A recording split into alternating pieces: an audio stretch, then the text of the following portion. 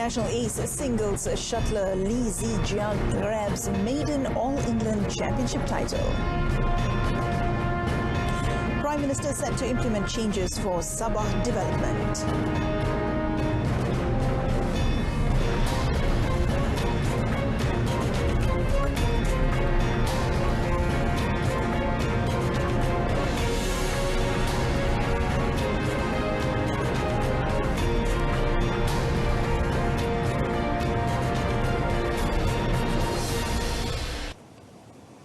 Hello and good afternoon. I'm Mona Priya. Welcome to Updates at Noon.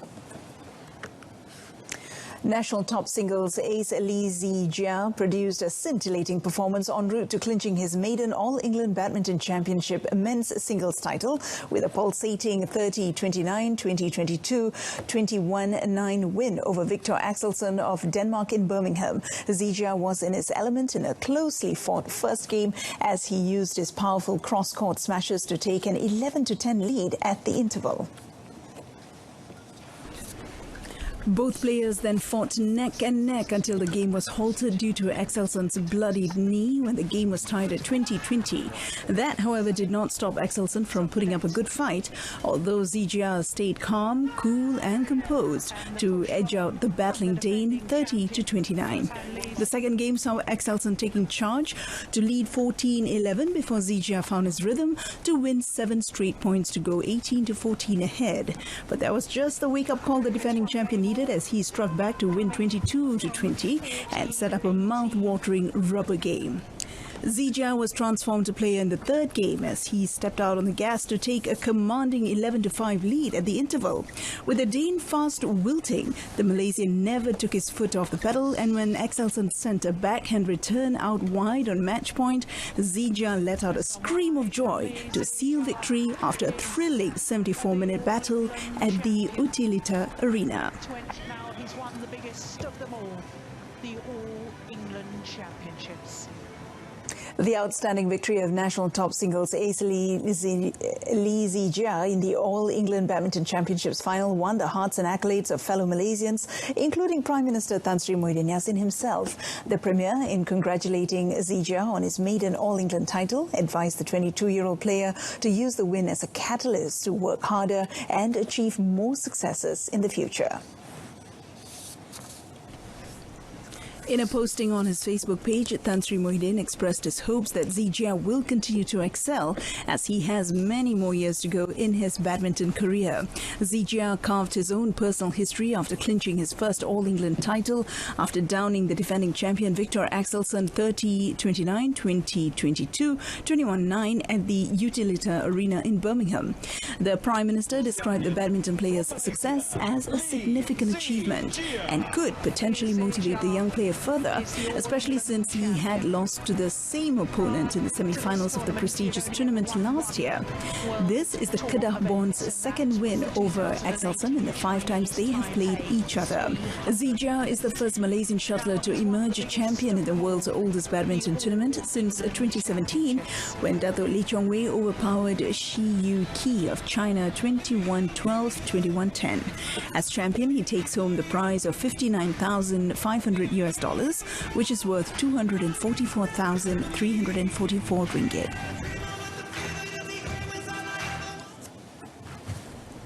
Meanwhile, an elated Youth and Sports Minister, Dato' Sri Rizal Nain American, was quick to congratulate the national badminton squad for their impressive outing at the All-England. Commenting further through a Facebook post last night, the minister said he could feel all Malaysians rooting for Zijia and celebrating the sweet taste of victory.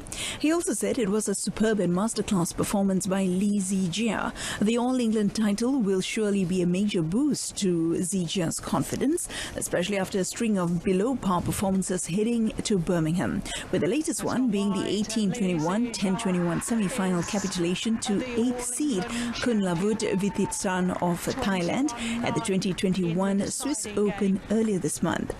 Yesterday's finals also saw Japanese shuttlers winning 4 titles: men's doubles, women's singles and mixed doubles. After today's final, well, what a match. The Gabungan Rakyat Sabah GRS endeavours did not end with victory in the Sabah election. Instead, the task of assisting the people has just begun. Prime Minister Tan Sri Muhyiddin Yassin, who is also Perikatan National Chairman, said during the state election last September, he heard the grievances of the people who wanted changes in Sabah with better development, especially in terms of infrastructure and the addressing of poverty.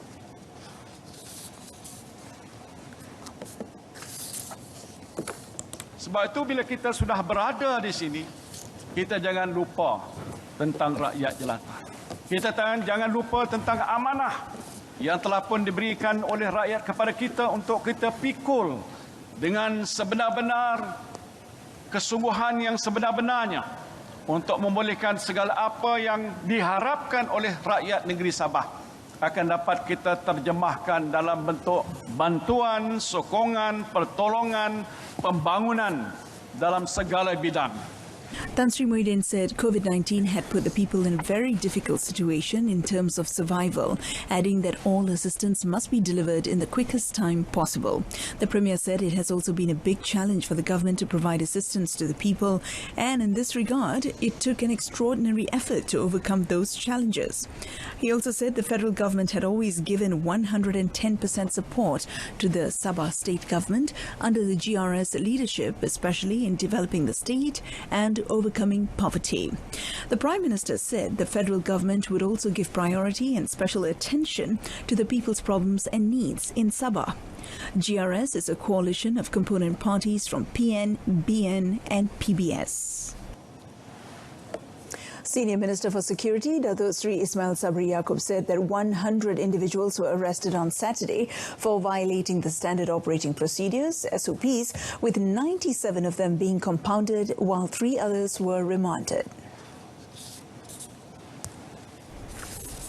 Elaborating further in a statement released, Datuk Sri Ismail Sabri said not observing proper physical distancing recorded the highest number of offences involving 48 individuals, followed by failure to provide equipment to record customers' details, 27, entertainment centre activities, 12, not wearing a face mask, 11, and 2 cases of interstate or inter-district travel without permission.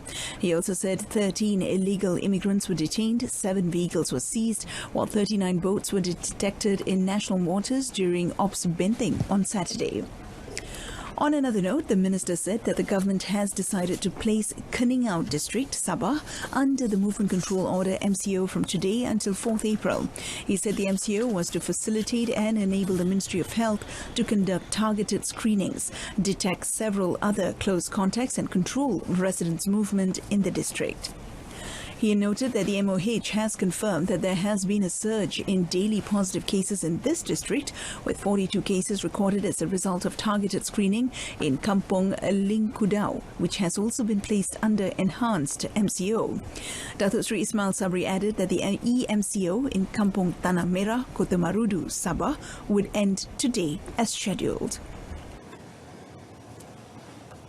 The country's unemployment rate is expected to be stable by the middle of 2021. The Minister in the Prime Minister's Department for Economy, Datuk Sri Mustafa Muhammad, said the unemployment rate in January was recorded at 4.9%. That's lower than the rate registered in May 2020, which was 5.3%. Datuk Sri Mustafa said it is hoped that the situation will improve, and the government expects that by the middle of the year, the situation will be more stable. He said this after meeting state and federal government officials in a program held at Kota Darul Naim complex in Kedah yesterday.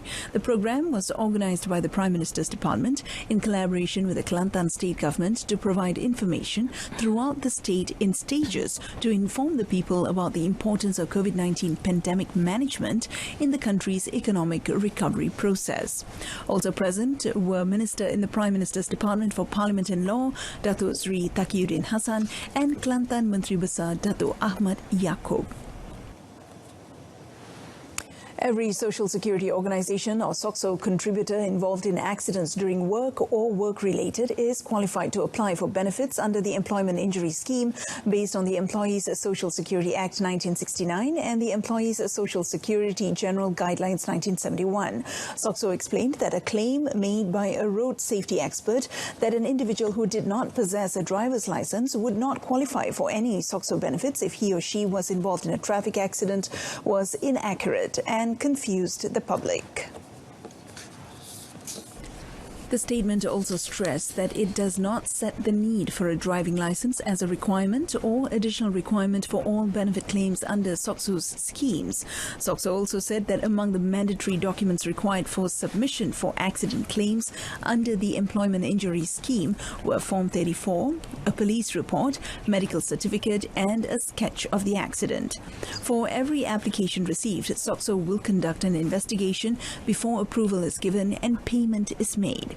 For more information regarding SOCSO's eligibility requirements and assistance schemes, contributors can refer to its website, while for inquiries, contributors can contact the customer service. An elderly woman and her daughter drowned after the car they were in plunged into a lake at the Tasik Lake Resort in Serdang, Bandar Baru yesterday. Bandar Baru Police Chief DSP Muhammad Akmal Hizam Abdul Kupur said in a 6:30 p.m. incident, a Proton Persona driven by one of the victims was said to have skidded before falling into the lake after the driver had accidentally stepped on the accelerator. The victims were identified as Hasma Ahmad Isa, 69, and Noraiza Hashim, 28. Commenting further on the unfortunate incident, DSP Akmal said preliminary investigations revealed that while the vehicle was at the parking area at the lake, it is believed the driver had stepped on the accelerator, causing the vehicle to lurch forward and plunge into the lake. He said both victims were believed to be trapped in the vehicle and drowned. He added that after receiving a report regarding the accident, a search and rescue operation was launched with the assistance of the Fire and Rescue Department, and the bodies of both victims were brought up at around 8:45 p.m. The Bandar Baru Police Chief further noted that both bodies were sent to the Kulim Hospital for autopsy and further investigations into the incident were ongoing.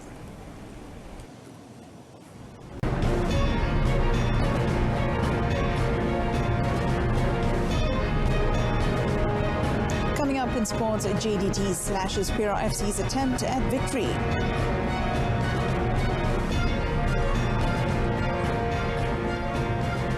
On to the Malaysian Super League. Terima FC were 15 minutes away from a famous win before Leandro Velázquez saved seven-time Super League champions Johor Darul Takzim from the blushes with an injury time penalty for a 2-2 draw at the Perak Stadium in Ipoh last night. The late strike denied Terima FC from becoming the first team to collect all 3 points against an all-conquering JDT side and allowed the Southern Tigers to extend their unbeaten streak to 16 matches in the Super League, stretching back all the way